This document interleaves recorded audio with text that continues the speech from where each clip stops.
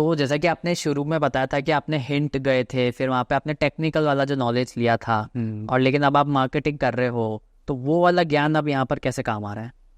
Actually hint पे गया था, वहाँ पे मैंने सर्वर्स का भी काफ़ी नॉलेज लिया था। ओके। सर्वर एडमिनिस्ट्रेटर, क्योंकि वहाँ पे उस टाइम मेरा प्लान नहीं था कि मैं डिजिटल मार्केटिंग में आऊँगा। तो वहाँ पे मैंने माइक्रोसॉफ्ट के सर्टिफिकेशंस किए थे। ओके। जो काफ़ी टफ भी होते हैं, इंटरनेशनल लेवल एग्जाम है ये। वहाँ पे मतलब आप देखोगे तो पासिंग मार्क्स भी 80% अराउंड होते हैं। अच्छा। अगर आप 80 से और नो रिजर्वेशन? बिल्कुल कुछ भी नहीं है, अच्छा। रिजर्वेशन का ऑप्शन आता ही नहीं है। अच्छा। और इंटरनेशनल लेवल का है। ओके। तो वहाँ पे 80% पासिंग मार्क्स है, तो आपको 80 तो लाने ही है। 79.99 पे हो गया तो आप फेल हो। फेल हो? अच्छा। तो वो वहाँ पे मैंने 2 सर्टिफिकेशन किए हैं माइक्रोसॉफ्ट के। वहाँ से वहाँ पे मुझे ट्रेनिंग काफ़ी अच्छी मिली, तभी मैं पास कर पाया। क्योंकि 80+ मार्क्स लाना बहुत मुश्किल होता है वहाँ पे। ओके। क्योंकि वहाँ पे क्वेश्चन भी इतने बड़े, कंप्यूटर स्क्रीन जितने बड़े तो क्वेश्चन होते हैं। अच्छा। फिर उसमें तो ऑप्शन चूज़ करने पड़ते हैं। तो वो एग्ज़ाम मैंने वहाँ से पास किया था। तो वो सारा नॉलेज मेरे बैकग्राउंड में बहुत काम आता है आज। अगर डिजिटल मार्केटिंग भी कर रहे हैं तो ये पीछे से मेरा बैकग्राउंड नॉलेज बहुत काम आता है। जैसे मैंने बताया था कि क्लाइंट आप पे पूरा ट्रस्ट कर रहा है, तो सिर्फ डिजिटल मार्केटिंग का ज्ञान है तो आपको अगर कुछ हो गया, किसी और के पास जाना पड़ेगा, कोई ऐसा पर्सन ढूंढना पड़ेगा जिसको ये सब नॉलेज है कि कुछ हो गया तो मैं क्या करूँगा। राइट। तो वो हमारे पास सारा नॉलेज है, तो एक तरह से हमको लगता है कि हमको कहीं नहीं जाना पड़ता है। ऑल इन वन है, सब एक सब। ऑल इन वन हमारे पास नॉलेज तो है, बस इम्प्लीमेंट करना ही, कभी कुछ हो जाए तो हम कर सकते हैं। तो वो चीज़ है, क्लाइंट ट्रस्ट बिल्कुल हम पे कर सकता है। कोई सॉल्व से कुछ करा रहा है, हम पे ट्रस्ट कर रहा है, कोई क्रेडेंशियल भी दे रहा है, तो ट्रस्ट कर सकता है कि हम काफ़ी अच्छे से उसको हैंडल कर लेंगे, और काफ़ी अच्छे से कर भी रहे हैं। तो बहुत वो नॉलेज काम आता है मेरे। सिर्फ आप मार्केटिंग ही नहीं कर रहे हो, डिजिटल मार्केटिंग नहीं कर रहे हो, आप पूरा एंड टू एंड सारे सॉल्यूशंस। बिल्कुल सारे सॉल्यूशन। अगर कोई सॉल्व पे ट्रस्ट कर रहा है तो उसको बिल्कुल निश्चिंत रहना है कि कुछ नहीं होगा। अच्छा। बाकी हम हैंडल कर लेंगे। बल्कि आधी रात को भी कोई क्लाइंट बोलेगा कि यार हमारा अकाउंट की क्या हो गया, तो हम आधी रात को भी नहीं सोचते। अगर कोई हमारा स्टाफ भी अवेलेबल नहीं है तो मैं और भैया इतने एक्टिव रह जाते हैं कि हम आधी रात को उठ के भी काम कर लेंगे किसी क्लाइंट का। एक लैपटॉप तो हमारे साथ सोते हैं ना, उस कमरे में तो पड़ा ही रहता है, किसी का भी कॉल आ जाए तो हम सर्विस एंड टू एंड दे सके। तो वो चीज़ हमारे बहुत काम आती है। अब जो आपकी टारगेट ऑडियंस है, तो वो आप कैसे डिसाइड करते हो कि इस बंदे को ये चीज़ दिखानी है या इसको ये चीज़ नहीं दिखनी चाहिए? ये सबसे मेन पार्ट आता है। अगर कोई सोशल मीडिया मार्केटिंग या कोई से भी प्लेटफॉर्म पे मार्केटिंग कर रहा है तो उसको टारगेट ऑडियंस पता होने तो बहुत ज़रूरी है। जैसे हम जैसे एजुकेशन इंस्टीट्यूट हमारे क्लाइंट्स है, तो हमको पता होना चाहिए कि अगर कोई कंपटीशन एग्जाम की प्रिपरेशन कर रहा है, तो कंपटीशन एग्जाम में एज क्राइटेरिया फिक्स होता है कि ये इतने साल की उम्र वाला बंदा ही ये एग्ज़ाम दे सकता है। तो अगर किसी को एज क्राइटेरिया ही नहीं पता है तो वो कैसे डिसाइड करेगा कि टारगेट ऑडियंस क्या है? अगर वो एड उसको दिख रहा है जो एग्ज़ाम दे ही नहीं सकता है वो वाला, राइट, तो वो क्लाइंट आप पे ट्रस्ट कैसे करेगा? वो कह रहा है मेरे पास आप ऐड लगा रहे हो, पैसा लगा दिया, पर बच्चे तो एक भी नहीं आए। तो वो चीज़ सही नहीं एक तरीके। अगर इसमें अपन एग्जाम्पल दे टारगेट ऑडियंस में, तो मेरे को सबसे अच्छा लगता है नेस्ले ने जब मैगी लॉन्च करी थी, तो मैगी में उसने सबसे पहले मैसेज क्या दिया था, उसको पता था कि अपने टारगेट ऑडियंस घर की महिला है। मैगी क्योंकि एक तरह से किचन गई है, तो घर की महिला है, टारगेट ऑडियंस है। बिल्कुल। तो उसको एक मैसेज देना था कि टेस्टी होना चाहिए, क्योंकि बच्चे हमें सिर्फ बोलते हैं कि मम्मी कुछ टेस्टी चाहिए और जल्दी बन जाए। तो मैगी ने बस यही मैसेज दिया कि टेस्टी भी है, 2 मिनट में बन जाती है।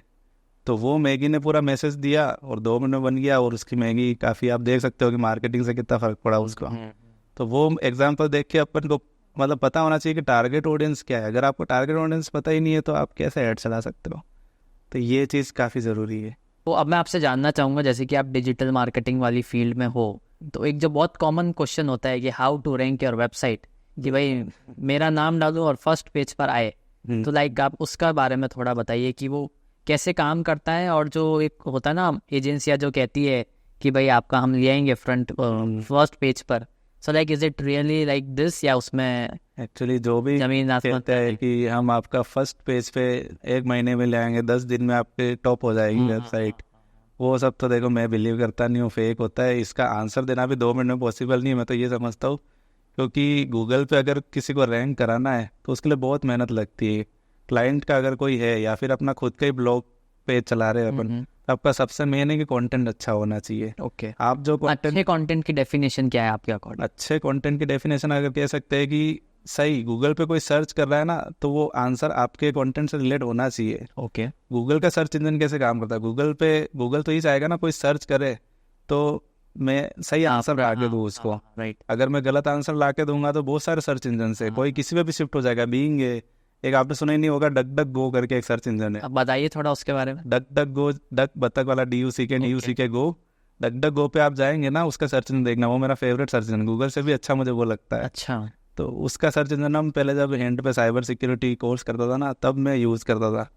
वो एक्चुअली डार्क वेब वेबसाइट्स होती है ना, तब वहाँ पे काम आते हैं। वहाँ से सर्च, वहाँ पे गूगल काम नहीं आता है। डीप सर्च करने के लिए आपको जाना पड़ता है। गूगल एक लिमिटेशन तक ही सर्च करता है।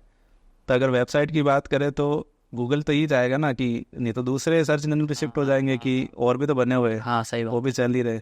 तो फर्स्ट पेज पे लाना के लिए आपको कंटेंट अच्छा करना है सबसे पहले, और बहुत चीज़ें डिसाइड करनी पड़ेगी कि आपका कंपटीशन किसके साथ है। ओके। अगर आपका कोई ई-कॉमर्स है, आप कपड़े बेचते हो, तो आपके जैसे आप अमेजन फ्लिपकार्ट को ही देख लो, ये इनको कोई ऐड चलाने की कोई ज़रूरत ही नहीं है। हाँ। ये इतने पॉपुलर हो चुके हैं कि इनसे ही लेते हैं, कपड़े हो गए कुछ भी हो गए, तो भी ये ऐड चलाते हैं। आप देखा होगा बिग बिलियन सेल और ये सब चलाते ही है। ऐड मार्केटिंग का रूल है कि आपको कंसिस्टेंसी तो रखनी ही है। दिखता रहना चाहिए आपका, जो दिखेगा वही बिकेगा, ऐसा कहते हैं लोग। तो वो सच में लागू होता है यहाँ पे डिजिटल मार्केटिंग में, कि आपको 365 दिन तो ऐड लगाना ही है। जितना ट्रैफिक आपकी वेबसाइट पे आएगा ना, उतनी आपकी वेबसाइट जल्दी रैंक होगी। ओके। SEO टीम आपकी बहुत अच्छी होनी चाहिए। कीवर्ड्स उनको पता होना चाहिए कि कौन से कीवर्ड्स हम डालने हैं।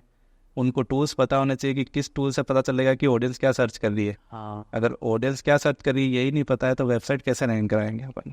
तो वो चीज़ है कि इसको 2 मिनट में तो एक्सपेंड कर नहीं सकते।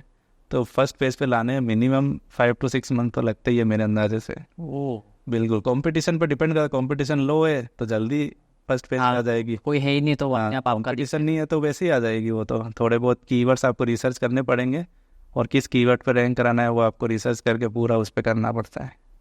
बिल्कुल। तो अब हम जैसा कि देखते हैं कि एक जो बिजनेस स्टार्ट होता है ऑनलाइन, वो कहता है कि भाई मैं ऐड भी चला रहा हूँ, सब कुछ कर रहा हूँ, पर मेरा प्रोडक्ट कोई नहीं खरीद रहा है। तो इस पर आप क्या कहना चाहेंगे? एक्चुअली आजकल प्रोडक्ट भी इतने सारे हो गए ना, सेम प्रोडक्ट हो गए। हाँ। कोई बोलता है कि मेरे यहाँ से नहीं लेगा तो वो वहाँ से ले लेगा। प्रोडक्ट भी इतने सारे हो गए कि सेल करना बहुत मुश्किल हो जाता है। एक्चुअली ऐसा बहुत से लोग क्लाइंट्स हमको कहते हैं कि अपन ऐड भी चला रहे, सब कुछ कर रहे, फिर भी नहीं बिक रहा है, क्या दिक्कत है। हाँ।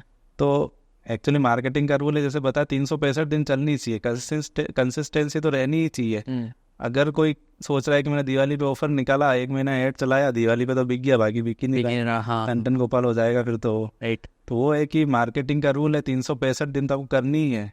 और आपको मार्केटिंग टीम से पूछना चाहिए कि क्यों नहीं बिक रहा है। अगर उसने मार्केटिंग की है और अब ऐड लगाया है, उसने रिव्यू नहीं किया उस ऐड का कि 10 रुपये लगाए तो 20 रुपये आए कि नहीं आए, ओके। तो वो अगर वो रिव्यू भी नहीं कर रहा है तो आपका प्रोडक्ट कैसे सेल होगा। उसने कुछ ऐड लगाया है, उसने टारगेट ऑडियंस क्या रखी, उससे पूछो। अगर आप कोई एजुकेटर हो, कोई कोर्स सेल करते हो, तो उसने टारगेट ऑडियंस क्या रखी है, कोई स्टूडेंट ही रखा है, कोई आउट ऑफ तो वो नहीं रख दिया, 50+ रख दिया होगा। हाँ, तो फिर एक के छोड़ ऐड किसको दिख रहा है वो भी बहुत डिपेंड करता है इसमें। डिजिटल मार्केटिंग में यही है कि आप टारगेट ऑडियंस सेट कर सकते हो। ऑफलाइन मार्केटिंग में ऐसा कोई ऑप्शन नहीं है कि आप टारगेट ऑडियंस सेट कर सकते हो, क्योंकि अखबार जा रहा है तो उसमें ज़रूरी नहीं है कि अखबार देखने वाला आपका टारगेट ऑडियंस में आता हो। तो वो चीज़ है कि target audience main role play करती है इसमें, कि आपका प्रोडक्ट जिसके पास दिख रहा है वो आपका टारगेटेड है कि नहीं है।